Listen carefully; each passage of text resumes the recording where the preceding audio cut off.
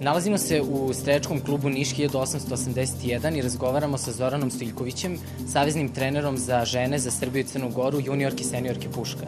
To je veliko međunarodno takmičenje koje se tradicionalno održava u ovom periodu pred prvenstva Evrope, koji se isto održava otprilike sredinom marta meseca svake godine. Kao što ste rekli, na ovom takmičenju je učestvovala Milena Nikolić, inače juniorski reprezentativac Jugoslavije i Srbije i Crne Gore, i posebno je za nju bila provera pred ovaj nastup, jer ona je učesnica uz Lidiju Mihajlović, senior Puško, na prvenstvu Evrope koje se održava u Đeru od 20. do 28. ovog meseca.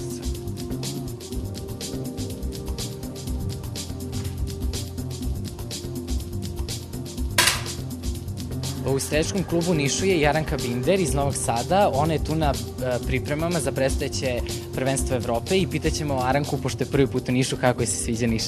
Pa mislim, ja sam oduševljena, to onako jednom rečju. U Nišu sam bila nekoliko puta na takmičenju, međutim, samo sam videla sportsku halu, jednu u Stavljanu, do duše, pošto sam bila na proputovanju, ali ovako baš da se zadržam u gradu nisam imala prilike. I zašto sam bila vrlo radosna kad mi je moj savezni trener Zoran Stojiljković ponudio, u stvari osmislio te zajedničke pripreme sa Lidijom, sve što meni u principu najviše odgovara, zato što smatram da Lidija i ja smo nekako dva strelca u ovoj našoj zemlji koji zaista vole i zaista predano treniraju kao možda niko drugi. Eto, to mi je bilo onako idealna šansa sa njom, onako najsrodnijom ovako po treninzima.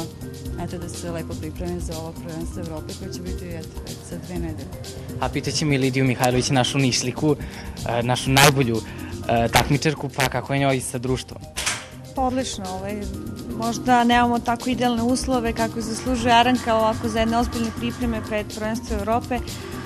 Gužva je, ima dosta strelaca, kao što vidite, dosta mladih, ali dobro, izdržat ćemo. Važno je da se radi, ipak je ozbiljan rad ovdje. A lakše je trenirati u društvu? Pa naravno. Pa dobro, ja vam želim puno sreće i uspeha na predstojećem prvenstvu Evrope.